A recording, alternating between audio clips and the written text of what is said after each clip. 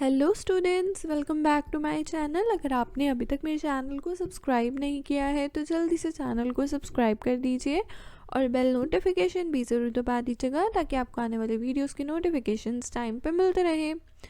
आज की वीडियो में हम क्वेश्चंस जो कि जुलाई 2018 के यूजीसी नेट के एग्ज़ाम में आए थे उनके बारे में बात करेंगे। क्वेश्चंस जो हैं वो टीचिंग एप्टीट्यूड में से आए थे। हमने ऑलमोस्ट जो टॉपिक थे इम्पॉर्टेंट वो टीचिंग एप्टीट्यूड के कवर किए हैं। अभी काफ़ी सारे टॉपिक्स डिटेल में पड़े हुए हैं, वो टॉपिक्स आने वाले वीडियोस में आपको मिलते रहेंगे। और अगर आपको टीचिंग एप्टीट्यूड की प्लेलिस्ट के बारे में नहीं पता है तो आप प्लेलिस्ट जाकर के चेक कर सकते हैं। उसमें 11 क्लासेस जो हैं टीचिंग एप्टीट्यूड की अभी तक हुई हैं। तो चलिए हम क्वेश्चंस देखते हैं जो जुलाई 2018 के एग्ज़ाम में आए थे।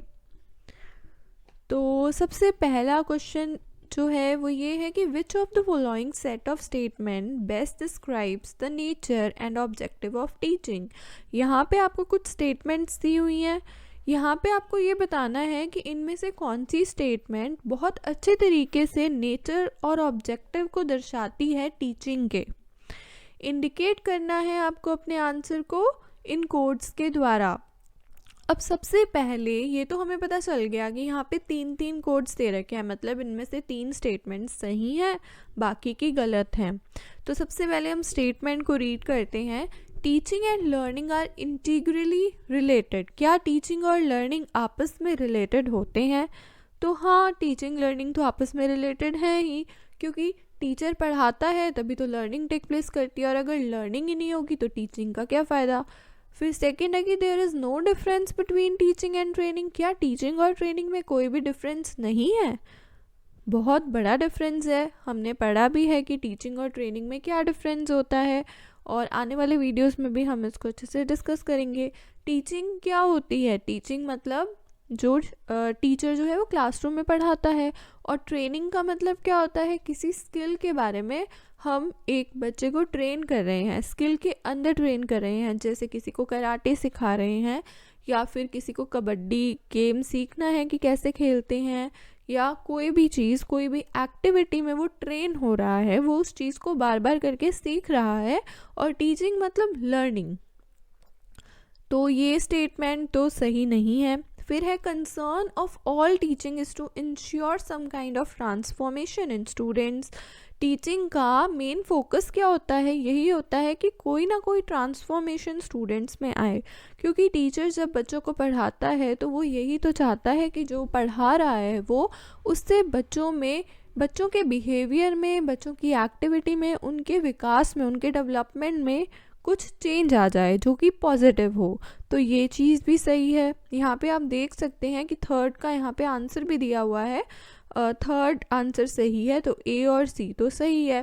फिर चलते हैं, all good teaching is a formal in nature. सारी अच्छी टीचिंग क्या फॉर्मल होती है नेचर में? नहीं। फॉर्मल का मतलब होता है कि आप एक क्लासरूम में बैठे हैं जहाँ पे टीचर है और स्टूडेंट है। ज़रूरी नहीं होता कि सारी अच्छी टीचिंग फॉर्मल ही हो नेचर में, क्योंकि नॉन फॉर्मल भी हो सकती है।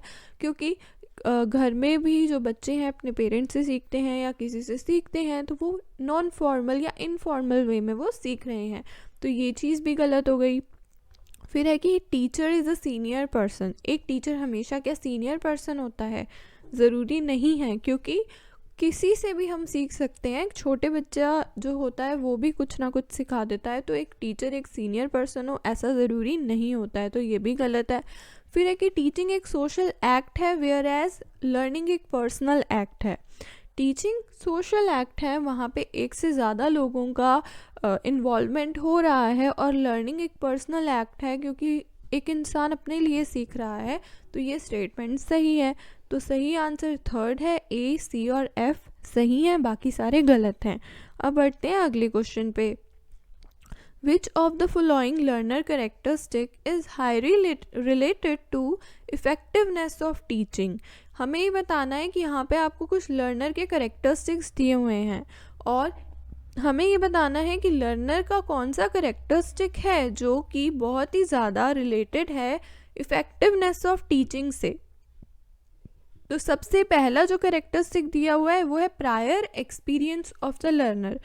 इफ़ेक्टिवनेस ऑफ टीचिंग से रिलेटेड कैसे है, मतलब टीचर जो है वो क्लासरूम में पढ़ा रहा है, वो कितना इफ़ेक्टिवली पढ़ा रहा है या कितने इफ़ेक्टिव वे में टीचिंग टेक प्लेस की है, किस तरीके से, इनमें से कौन सा लर्नर का कैरेक्टरिस्टिक है जो उस टीचिंग की इफ़ेक्टिवनेस से रिलेटेड होगा। तो यहाँ पे पहला दिया हुआ है prior experience of the learner, मतलब जो लर्नर ने पहले सीखा हुआ है क्या वो रिलेटेड होगा इफ़ेक्टिवनेस ऑफ टीचिंग से, या फिर educational status of the parents of the learner, क्या ये वाली चीज़ रिलेट करेगी कि लर्नर के पेरेंट्स कितने एजुकेटेड हैं। तो obviously no, peer group of the learner भी नहीं करेंगे, क्योंकि लर्नर यहाँ एक इम्पॉर्टेंट फैक्टर है, इम्पॉर्टेंट पर्सन है, ना कि उसका पीयर ग्रुप है। क्योंकि टीचिंग को इफ़ेक्टिवली जो रिलेट कर रहा है वो कौन सा है, prior experience of the learner. Fourth भी देखते हैं, family size from which the learner comes, क्या ये चीज़ मैटर करती है, क्या ये चीज़ रिलेट करेगी कि किस फैमिली साइज से एक लर्नर बिलोंग करता है, जॉइंट फैमिली है या फिर न्यूक्लियर फैमिली है, तो नो। तो यहाँ पे कौन सा फॉलोइंग लर्नर का कैरेक्टरिस्टिक है जो हाईली रिलेटेड है इफ़ेक्टिवनेस ऑफ टीचिंग से, तो वो है prior experience of the learner, मतलब जो पहले लर्नर ने सीखा हुआ है। आगे बढ़ते हैं, नेक्स्ट है in the two sets given below, यहाँ पे आपको 2 सेट्स दिए हुए हैं। सेट 1 इंडिकेट करता है मेथड ऑफ टीचिंग को, वाइल सेट 2 प्रोवाइड कराता है बेसिक रिक्वायरमेंट्स को फॉर सच इफ़ेक्टिवनेस। यहाँ पे जो ये आपको दिए हुए ना ABCD, ये सारे सेट 1 है, और यहाँ पे उसके सामने 1 2 3 4 ये सेट 2 हैं। तो आपको बताना है कि सेट 1 का जो मेथड है वो इंडिकेट करता है मेथड ऑफ टीचिंग है ये सारे, और सेट 2 आपको बेसिक रिक्वायरमेंट्स दे रहे हैं सक्सेस और इफ़ेक्टिवनेस के लिए, तो आपको मैच करना है। जैसे यहाँ पे पहले है लेक्चरिंग, फिर है डिस्कशन इन ग्रुप्स, ब्रेनस्टॉर्मिंग और प्रोग्राम्ड इंस्ट्रक्शनल, ये किससे मैच होगा। अब जैसे आपको पहले नंबर पे दिया हुआ है small step presentation with feedback provided, मतलब छोटे छोटे स्टेप का प्रेजेंटेशन और साथ में फीडबैक भी मिलती है। फिर है production of large number of ideas, जहाँ पे बहुत ही लार्ज नंबर ऑफ आइडियाज़ होते हैं, तो ये तो सीधा सीधा कनेक्ट हो रहा है ब्रेनस्टॉर्मिंग से। सो हम देखते हैं यहाँ पे जो हमारा पहला है राइट, जो पहला है उसका आंसर है कंटेंट डिलीवरी इन अ ल्यूसिड लैंग्वेज, मतलब आप किस तरीके से कंटेंट को डिलीवरी कर रहे हो एक ल्यूसिड लैंग्वेज में। तो इनमें से कौन सा मेथड है, फिर है कि use of teaching ads procedure का मेथड यूज़ कर रहे हो, और एक और ऑप्शन दिया हुआ है theme based interaction among participant किस में हो रहा है। तो ऑब्वियसली जो हमारा फर्स्ट लेक्चरिंग मेथड है, लेक्चर में तो एक ल्यूसिड लैंग्वेज यूज़ की जाती है, तो ए का थर्ड होगा।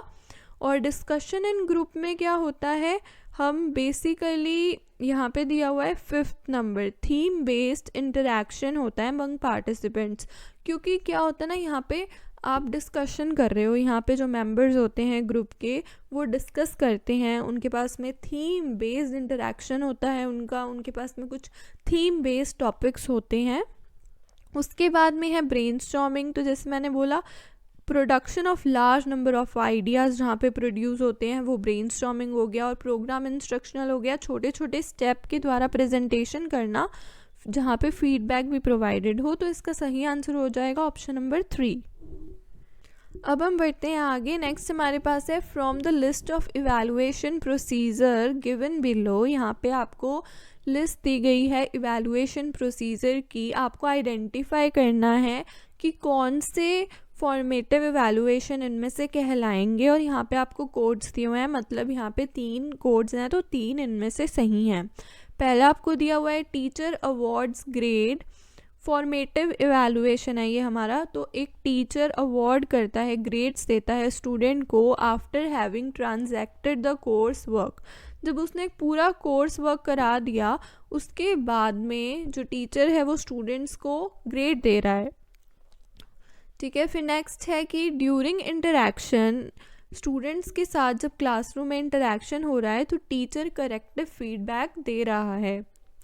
फिर है the teacher gives mark to student, एक यूनिट टेस्ट पे जब टीचर जो है वो स्टूडेंट्स को मार्क्स दे रहा है। और फिर है टीचर क्लैरिफाई कर रहा है बच्चों के डाउट को क्लासरूम में ही।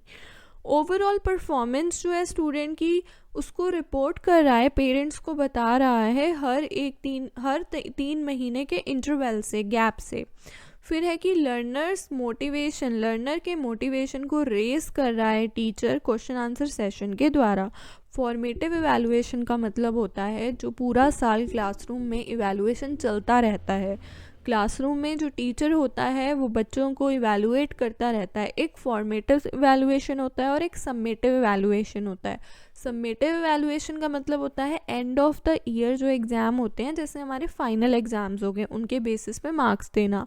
फॉर्मेटिव इवैल्यूएशन का मतलब होता है यूनिट टेस्ट लेना, बच्चों के डाउट्स को क्लियर करना, उनसे इंटरैक्ट करते रहना, अपनी टीचिंग के बारे में भी फीडबैक लेते रहना। तो इसका सही आंसर होगा बी, डी और एफ।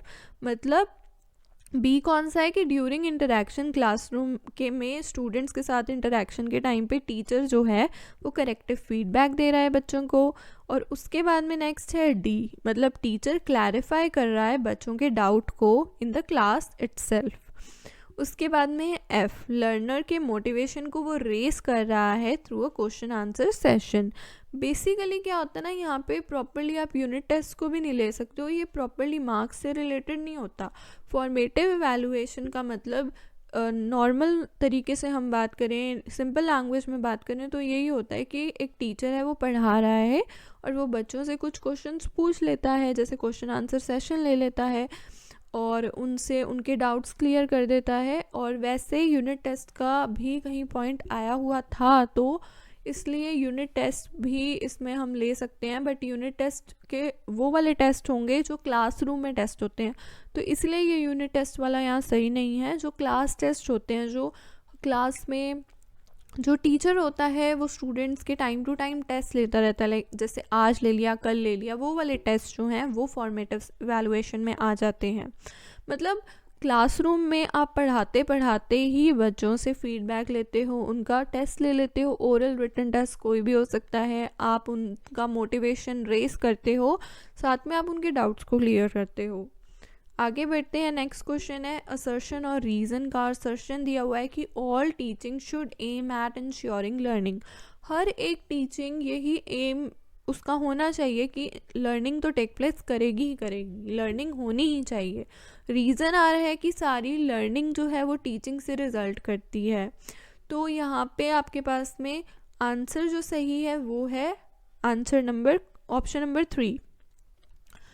इनका यहाँ पे ये सही है क्योंकि सारी टीचिंग तो हमेशा यही एम करती है कि लर्निंग इंश्योर होगी, बट सारी लर्निंग टीचिंग से ही रिज़ल्ट करेगी ऐसा तो नहीं है ना। हम अपने एक्सपीरियंसेस से भी सीखते हैं, हम अपनी डे टू डे लाइफ में जो कुछ हो रहा है उनसे सीखते हैं, कुछ देख करके सीख लेते हैं। तो इसीलिए यहाँ पे पहला ऑप्शन सही होगा बट दूसरा ऑप्शन गलत हो जाएगा। सो आपको वीडियो अच्छी लगी तो वीडियो को लाइक करना, शेयर करना ना भूलिएगा, चैनल को सब्सक्राइब करना ना भूलिएगा, बेल नोटिफिकेशन को दबाना ना भूलिएगा।